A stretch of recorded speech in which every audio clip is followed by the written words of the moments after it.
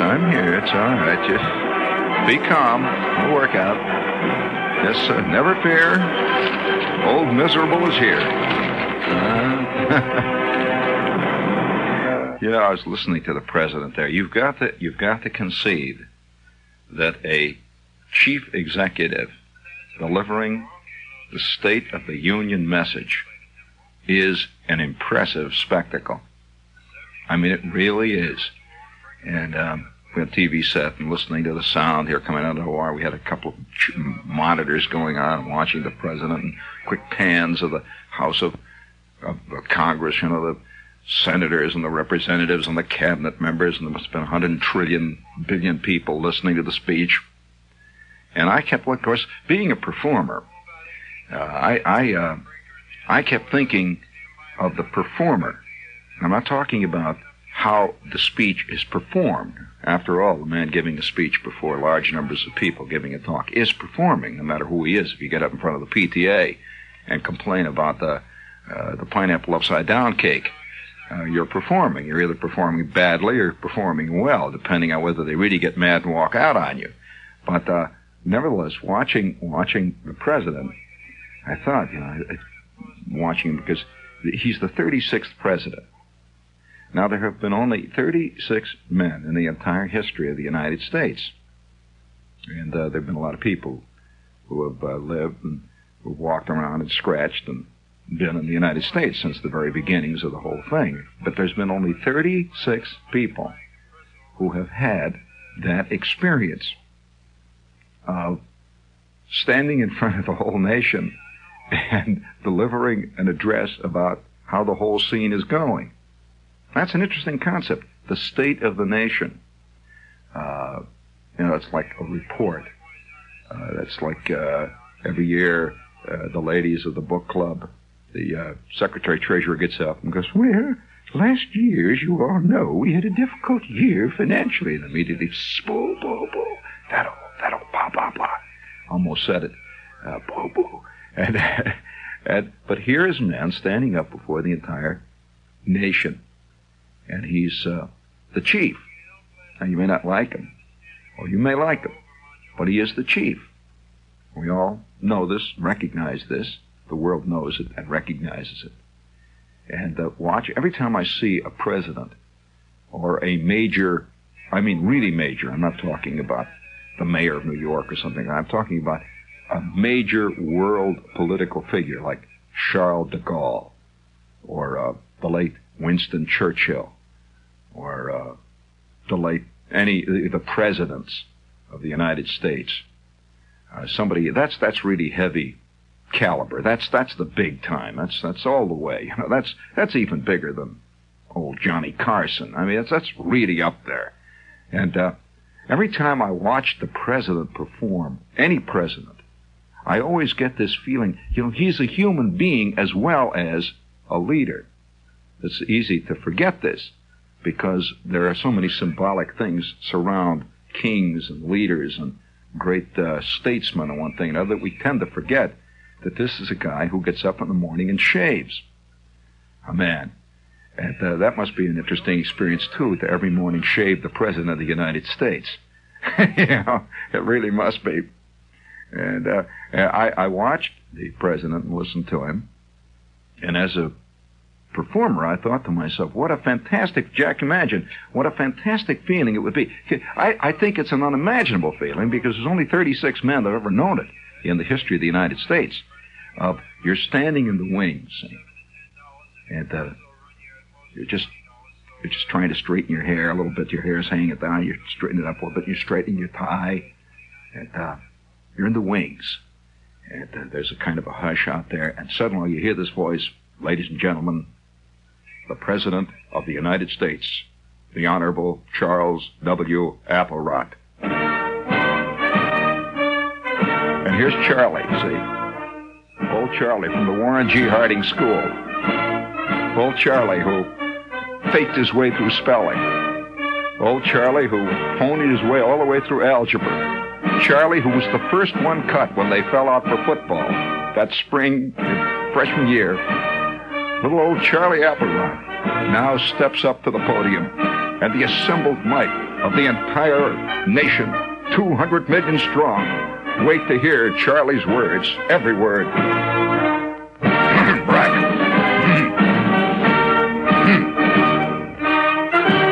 Hello, Americans. And then that feeling deep down inside. No, you must get this now. There has to be that split in the man who is the president. Because, see, he himself grew up all of his life watching presidents. When you're a little kid, when you're 2, you don't think of yourself as going to be president. I don't.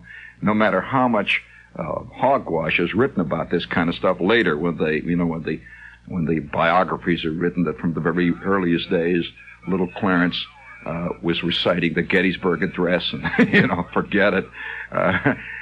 He is now president. There must be a sense of unreality about it.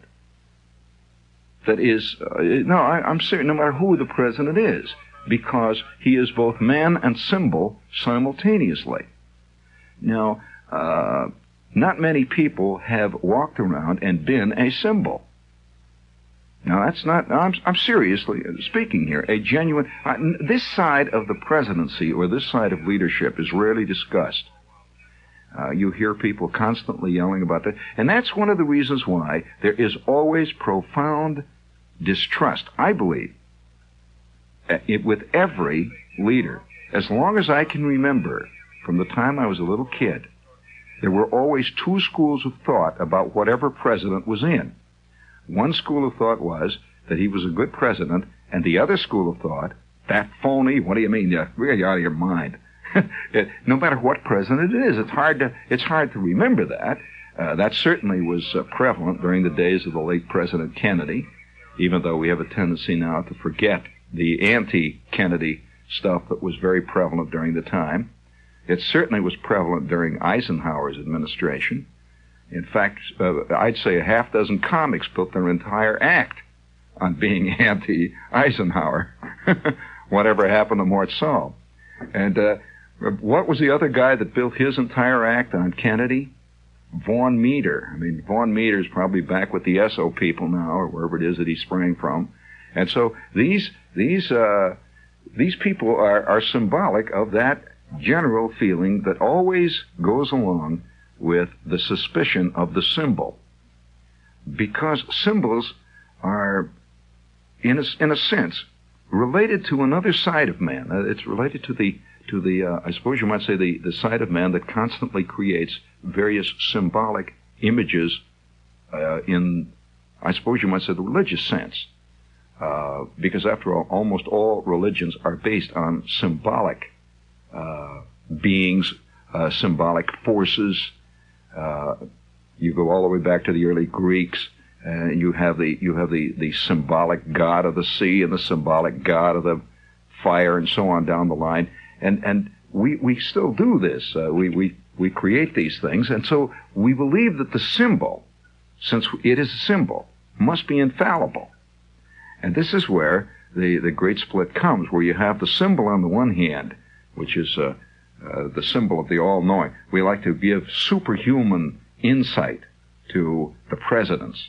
Somehow we like to feel that a general, if you're in the armed forces, a general has he has a much larger view of life, knowledge of things than, say, if you're a corporal, T5. On the other hand, you still recognize the man. And so you see the general walking by, and you notice he's about 40 pounds overweight, and he's got high blood pressure, and he drinks. And so there is a profound dissatisfaction and suspicion that settles in. It's like you've been had.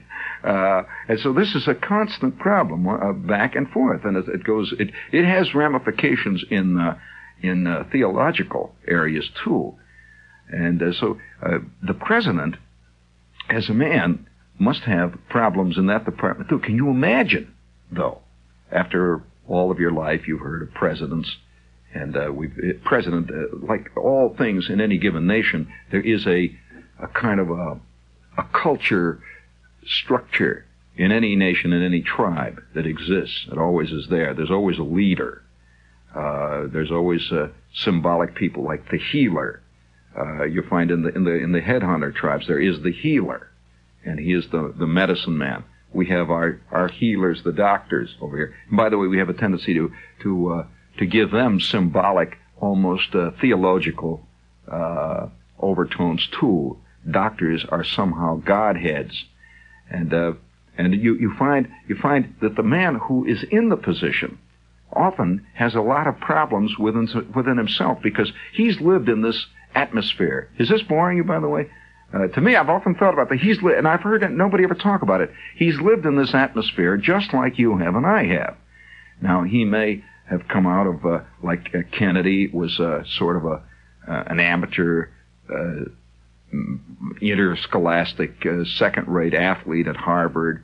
And, just one of the guys. He dated girls and one thing and another. And he suddenly found himself, through a whole series of circumstances, which at the time, earlier, when you're 18 or 19 years old, you could never predict, he suddenly found himself president. President Johnson, in his early days, was a school teacher. He probably would have thought, seriously would have probably thought you were out of your mind if you ever suggested that one day he would be president. This goes all the way down the line. Practically every president, I'm sure, never conceived himself as president at the time when he was just growing up, and he was looking up at these great figures, like all the rest of us. And one day, through a whole series of little things, all things fell into shape, and little forms fell into position, and keys clicked, and locks snapped, and combinations rolled, and dice rattled across fantastic tables of fate, and little lightning bolts, this and that. And the next thing you know, here he is. Here, he's up there. Well, that must be a fantastic feeling. To say, all of my life, there has been this thing, this great symbolic, all-knowing, all-wise, all-powerful figure called the president. It's me. There ain't nobody above. You look up, and there's nothing but sky above you. Then what? Well, then you probably know something, and I suspect that any man who's ever been in the position of that kind, and I'm not talking about somebody who runs a little company or anything like that, I'm talking about anybody who's ever been in a position of that kind, forever knows something that all the other people can only suspect. He knows something forever. And that's why I suspect that great past leaders, once he steps down and becomes emeritus, they all have a vaguely cynical twinkle in the eye. The blind leading the blind. And I'm not making any comment one way or the other on any leader, but they know their own mortality. And we have a tendency to demand immortality or superhuman powers from our leaders. We do. We don't like the way they talk. We don't like their accent. More people will complain about the president's accent than about anything he ever says. And it's always been this way. And so ultimately, I've wondered about some mornings when let's say, President Truman gets up in the morning. There aren't 49 million people waiting every minute to see what he's going to say any longer. And he gets up, he looks out, it's raining a little bit. He's old Harry. And, he's free to swear anytime he wants now. And it doesn't make headlines. And the Presbyterian Church doesn't threaten immediate earthquakes throughout Ohio because he said hell. And he looks out over the landscape, and he is, and I suspect that a guy like Truman would be one of the people, and I'm sure he is, that has that twinkle, that knowing feeling in the eye about this whole business of great leadership. I can't ever remember. I don't think any of you can either. It's funny that whenever you suggest a thing like this, everybody thinks you're making some kind of a partisan speech.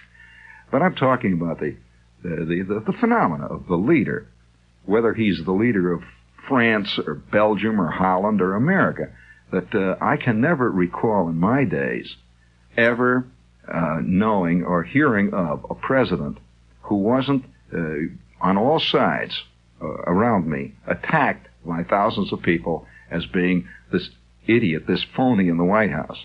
And it's always that way. It's a fact. And I suppose that people always consider the man that they wanted in as the non-phony, and the one that did get in is the phony. It'll always be that way. Speaking of that, this is WOR, by the way. It just fits nice. It's a word association. This is WOR in Fun City here, friends. This is a Radio Free Broadway. This is and would you please hit the money button there? Hit it there. People on the go always seem to know Miller makes it right. Miller makes it right. Hearty, robust, deep down good. Brewed like others wish they could. Miller makes it right. Yeah. Miller makes it right. Yeah. Hey, friends, do you like things right? Well, then, that's for an opening line. Then Miller High Life is your beer, friend. It'll make everything right. You'll get a smooth full of Miller High Life, and a lot of things that look rotten now are going to look great. That's Miller High Life, the champagne of bottled beer. It's just right. On the go, more than ever seem to know. Miller makes it right. Miller makes it right. Yeah. You can see I ain't going to be president. Anybody that talks like... Let's see, we have a note here, speaking of passing through the Great Parade. Let's see, here's a note. Hey, listen, if you'd like a really great food experience, I mentioned this last night or the night before, and I must repeat it again. Starting the 30th of this month, and you listen, because this is really special, Mandarin House and Mandarin East. For those of you who've never eaten in Mandarin House or Mandarin East, these are two of the finest northern Chinese restaurants in America. They're great. One of them I had lunch there today in Mandarin House down on 13th Street. And Mandarin East is up on 2nd Avenue, right off 57th Street. Well, anyway, starting the 30th, these two restaurants are celebrating the Chinese New Year. And that means fantastic food. If you've never had a symbolic Chinese New Year's feast, man, you've got a treat coming. That's 10 courses, and this is Mandarin style. And this is your chance to really make it all the way. And by the way, each menu is different every year. It's changed from year to year according to an old traditional system of menus relating to various years. This is the year of the rat, or it's the monkey, the year of the monkey.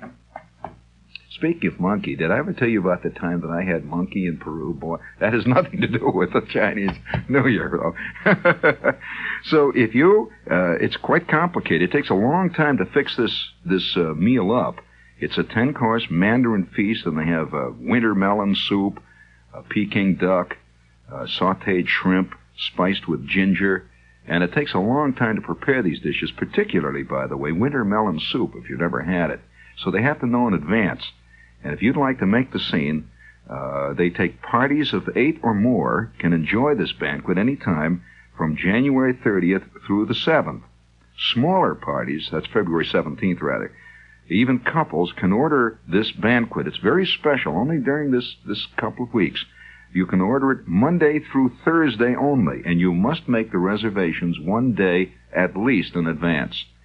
And it's just $10 a person, and believe me, this is a fantastic treat for $10. It's Mandarin House is in the Village, 13th, between 6th and 7th, and Mandarin East is on 2nd, between 57th and 58th. And if some weekend you'd really like to tie one on, it's for two $10 bills, it's fantastic. If you'd like to call for reservations, it's Mandarin House or Mandarin East. You can pick either restaurant, and it's the same number, though. Watkins 90551. Watkins 90551. And tell them Charlie Chan sent you. For Charlie Chan, I remember. Speaking of monkey, I don't want to get into that though. That was one of the terrible traumatic experiences of my life.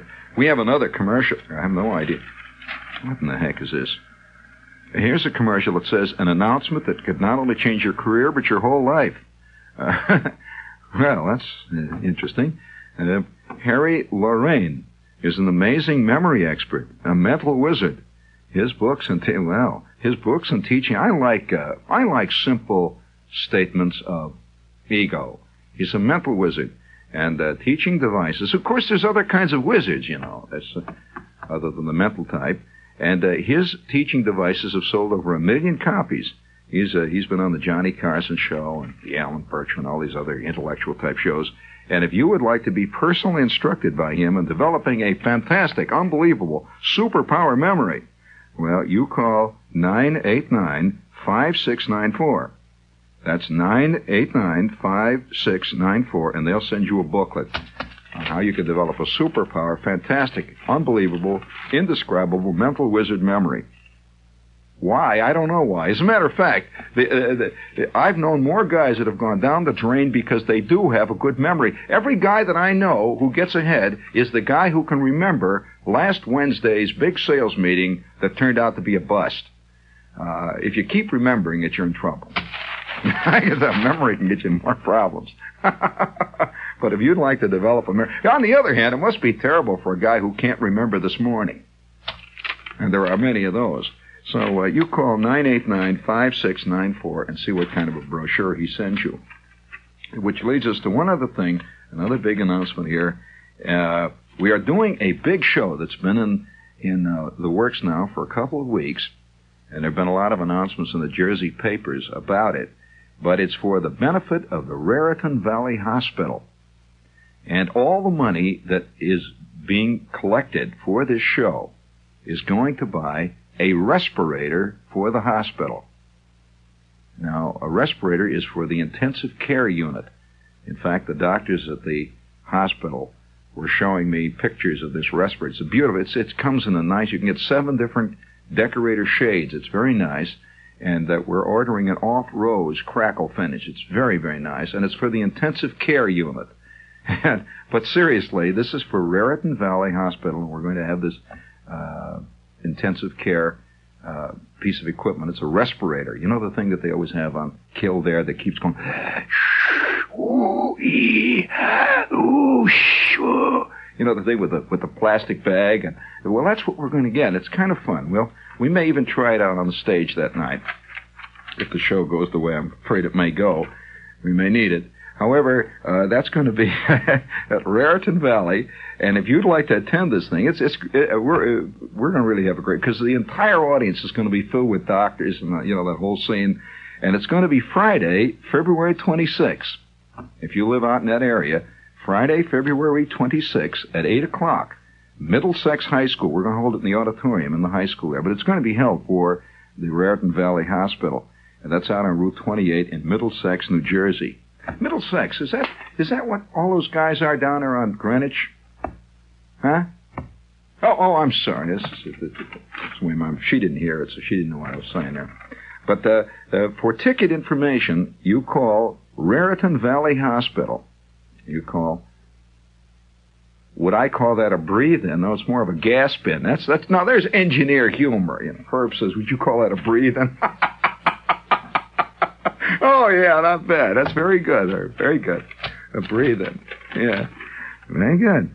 I suppose if you're giving a big benefit for blood donors, you call it a gore-in, something of that nature. Oh, that's awful. Ticket information. If you'd like to find out about it, call the hospital, Raritan Valley Hospital, and that's area code 201. And you better get on a stick because I understand the tickets are going fast. It's 201, and the number is 201-968-6000.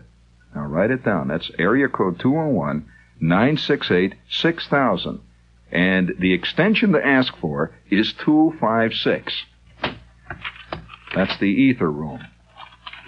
And, we have that's 201. I repeat again, the Raritan Valley House. Oh, the date again for those of you. Already there are people calling. What date did he say? I didn't hear. My radio isn't working good. That's Friday, February 26, 8 p.m. Huh? Well, you've got it written Friday, January 26th. Isn't that what I said? I said February? Well, then let's repeat it. It's Friday, January 26th, 8 p.m. Okay? That's, well, listen, this is the 17th, so that's next Friday. It's a week from Friday. thereabouts. So, okay. Now, everybody feeling better now? We found out if they're listening. Was that one of the doctors? That was Frank? All right. One of the doctors frantically called in and said, no, you've been saying February. No. You're lucky I didn't say July. But, Middlesex. Now, I wonder how they got that name. Does that have anything to do with that phenomena on Lexington Avenue, Greenwich? Oh, no, I'm not putting it down. Sorry. Boo. All right, that put me in my place. But thinking about that, I must get back to this. There hasn't been really very much that I've read, and I've tried to find good material on it, on the psychology and the actual sensations of genuinely being a leader. And I'm interested in it. I've read a lot of books about presidents, and I've even read memoirs of presidents, but they never talk about that side of it. They always talk, and if you've ever read any, some of the dullest stuff I read in my life was Eisenhower stuff. And, he never talks about his personal emotions, except to say, perhaps, I was deeply concerned when the note from the Uruguayan president reached my desk, calling the Secretary of State. We quickly ascertained, that kind of thing. It does not say, holy smokes. When that message came in, I thought I'd die. It looked like the jig was up. Well, I've thought about this, and of course I come to no conclusion. I will tell you this, though, friends. You're listening to a man who did have one unbelievable, nightmarish experience with an election. Now, there aren't many of us who actually have the kind of guts to allow ourselves to be judged. Most of us go through our lives trying to be loved by people. We do. I think one of the reasons why people envy and are vaguely afraid of and have all kinds of mixed emotions about people in showbiz, and that includes people who do radio shows and do shows down at the Limelight, people who do the Johnny Carson show, one thing and another, is because every time they go on, they are literally asking and demanding to be judged. Now, and in the cruelest sort of way. Now, like just a minute ago, I made one of my indescribable funnies. So I felt without almost instant feedback, without any hesitation, I felt a gigantic wave of boo, boo, boo, boo, ooh, hiss, boo, bum, oh, oh. It just came rolling back. And, what do you do in a case like that? Now, not many guys are actually outright booed in their job. Here's Charlie Witherspoon, he's second in command in the file department in the substation of the Allstate Insurance Company in White Plains. And, so Charlie misfiles the Watanabe file. Well, instantly the entire steno pool doesn't leap up and down. Boo, boo, boo, Charlie's a bum, oh, boo, boo, hiss, boo, fire him, boo, boo. Oh, no. Oh, no, it's the little memo comes down or somebody straightens it out. But when you lay an egg in showbiz, it's laying out there, and, and you can hear it clucking, and you laid it, and that's the end of it. So what do you do? Well, now, the ultimate egg laying is to make a run for the presidency. Now, we've seen a few examples in our time of guys who perennially run. These are guys who perennially get up at parties and tell the same bad joke. Now, I happen to know one doctor who has told me the same joke, I've counted it now, 14 times. Well, now, this is the equivalent of the politician who 14 consecutive years announces 18 months before the party convention that he is not interested in the nomination and that he is perfectly content to be the president of the JPIP Correspondence School University, where he is very happy to be now, and he's writing his memoirs, and that in response to thousands of queries, he is not interested and would under no circumstances entertain the nomination. Well, here he is running. He's running. And And the sad thing of it all is that a lot of guys in theory are great.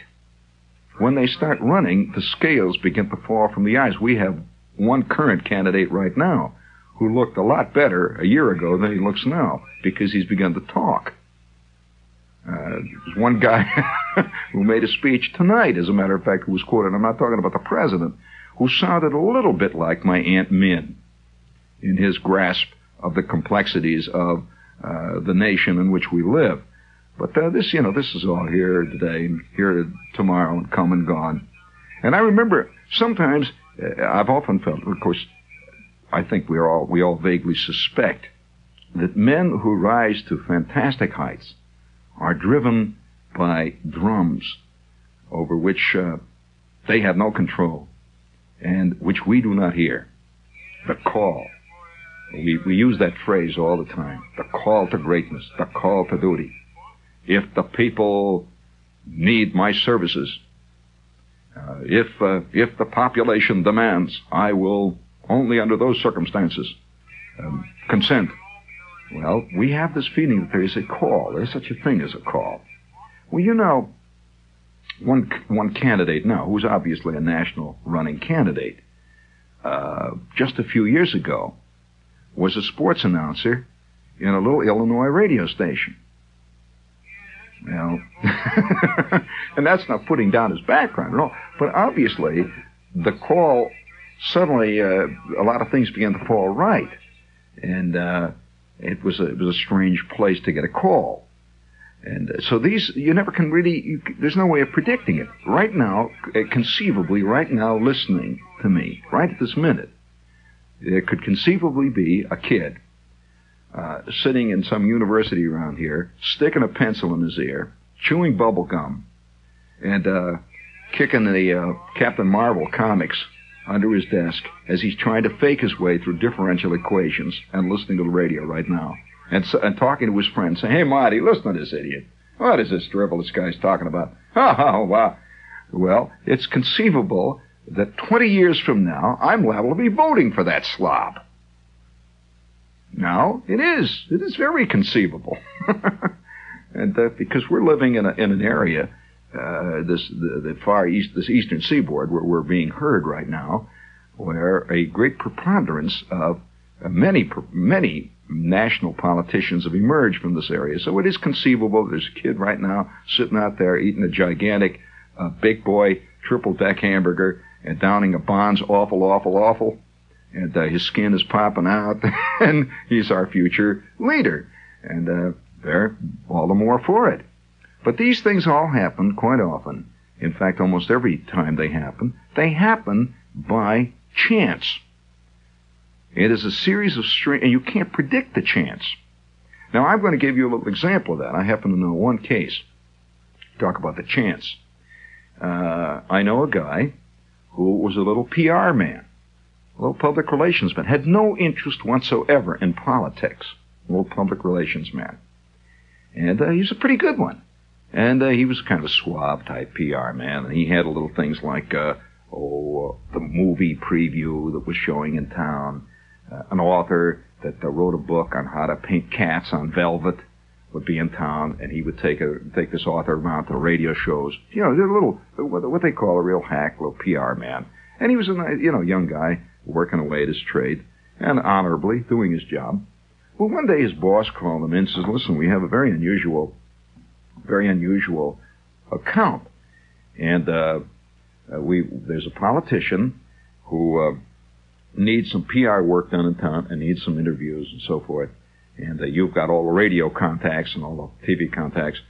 So would you like to take over his radio contact work for this day in New York?" And he said, "Sure, okay." So he met the politician. He had no interest in politics at all. And this guy, by the way, was a nationally known politician, not just a local guy running for office. He was in office, and he was on his way to make a bid for the presidency, as it turned out. And that was later. But he called him into his office and said, "Glad to meet you, son. And I hear good reports of the agency that you know all the people in radio. And we'll see you tomorrow morning at breakfast. And then you can give me the list of things you'd like me to do." So he dismissed him. So the kid goes out and he makes a lot of contacts, calls up, gets this guy booked on a lot of shows, and the next day he meets him, and they travel all around town. Well, by the end of the afternoon, the politician liked this guy. He really liked his personality. They got along great. And so the next day he got a telephone call from this man saying, would you like to be on my staff? Well, here's a guy who's been going around plugging people who paint cats on velvet. So he said, gee, I don't know nothing about politics. He said, well, that's why I like you. And he said, okay. Well, within a year, this guy began to be quoted on national press wires. He began to be a national figure. Now he's a very important guy. Well, again, you see, chance can work the other way. So they were galloping on their way. His man became very popular, and there was a great, tremendous upheaval of popular support for this man. And one day I saw my friend who was the PR man in town, and we were talking. He came back to New York one day, and I met him. We had lunch. You know where we had lunch? I'll tell you. We had lunch at the Times Square Horn and Hardart. And and here's this guy, striped mourning, tries a whole bit now. And we were talking, and I said, well, what is, what's your future? I mean, what would happen if X got to be president? He'd say, well, he said that we've talked about that many times, and he wants me to be his press secretary. Well, you probably know that the press secretary is one of the most important jobs in an administration. And he says, if he become, I said, you press secretary? You don't Huntley begging you for an interview? Brinkley calling you by your first name? Holy Smokes, Walter Cronkite saying hello to you? I mean, just like as if you were a real person? And he says, yep. As a matter of fact, well, right in the middle of all that, his candidate had a heart attack and died. That was the end of his whole... he just back, now he's back down with the other fishes. But the point I'm making, this was all accidental. He could have gone on, and the next thing you know, this guy could have conceivably been a governor. As you know, several press secretaries have gone on into that division. Well, these, the business of actually putting yourself on the line for an election. This is kind of a strange show tonight, isn't it? It is. But the business of putting yourself on the line for an election is one of the first things you have to overcome when you become a performer. So many people want to be a performer. I get more letters from kids who say, hey, Shep, I want to do a show like yours. Well, okay. So you want to hit 350, all right. But the problem is the great... that invisible barrier that one has to go through between the private citizen and the public citizen. Most people grow up all their lives and remain all their lives private citizens, which means they are handers out of criticism and rarely get any. If they do, it's gentle because it's man to man. Oh, Fred, if you could get that out a little bit earlier than we planned, I'd appreciate it. That's gentle criticism that says, get on the stick. Well, showbiz and the performer's world is far more abrupt. 1 month the ratings come in and you're like King Zog, head of the Gypsies. And the next month your rating comes in and you're down there competing with the East Orange Police Department. You're way, well, so it's very abrupt. And furthermore, it's definite. There is no question about it. Absolutely. And so you get up on the stage and you say, a funny thing happened to me on the way down to the limelight. Blah, blah, blah, blah, blah, whoopee, whoopee, wah-da-da-da-wah-wah. Dead silence comes roaring out at you. A couple of people get up and leave. One guy coughs loudly into the ferns. Well, so to make that transition to become a public person is not easy. The ultimate public person, of course, is the public person who goes into the kind of political realm, an area, where 85 novelists are writing novels to show that the president is a paranoid schizoid maniac. I mean, that kind of thing. Where cartoons appear constantly, where editorials, no matter what. I mean, if the president says, gee, it's raining, immediately 400 pickets start marching, the pro-rain pickets. I say, what do you mean? What's the matter with rain? And so this is the ultimate putting it on the line. Not many of us put it on the line. And I suspect that one of the reasons why in our world the performer and the politician has become a kind of folk hero is because increasingly the private man in a great world of automation and faceless cities, increasingly, and incidentally from cradle to grave, security, union regulations, increasingly the private man is immune from personal criticism.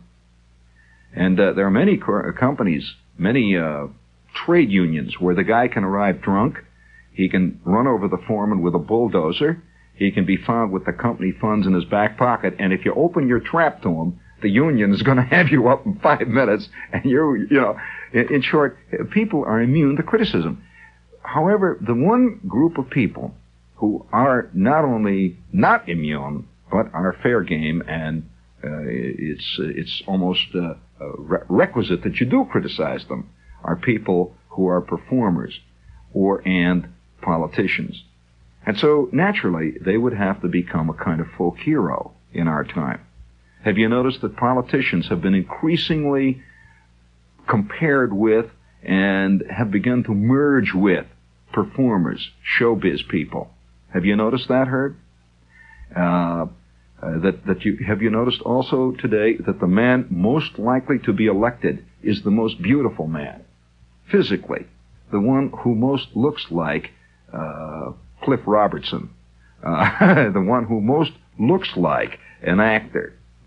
And so these two areas are beginning to merge very, very, very distinctly, very completely. I wonder about a lot of guys out of the past. People often say, would Lincoln have been elected in the age of television? Yes, I think very much so. Because Lincoln had an arresting look about him. The high cheekbones, the burning eyes. He would have been a prime man to be elected in our time. I would say, however, that Cleveland would have died. William Howard Taft would never have made it. William Howard Taft looks like everybody's Uncle Charlie. Big, fat, handlebar muscle. He couldn't conceivably have gone on because he just looks like the kind of guy that gets ahead of you in the line at the Horn and Hardart and knocks your coffee on your foot. On the other hand, not so with Lincoln. And so in this day of increasing immunity from personal criticism and personal danger, you will find that the performers and the politicians, their world is becoming increasingly dangerous. Oh yes, the gulf is widening, and so the attacks on a president are far greater than they ever were in history, and will continue to be all throughout, as far as we know, in the future. And the attacks on performers are far greater than they ever were. Oh, I mean, absolute phonus, balonus, all the way up and down the line. And I suppose that getting on the line is one of the most difficult things to do in a world where getting on the line can be fatal, can be truly fatal, because once you destroy a man's ego, once you destroy a man's what he is to himself, you have effectively destroyed that man. And so it's truly fatal in the ultimate philosophical sense. Hang loose and be sure to continue to wear your false face, brave one.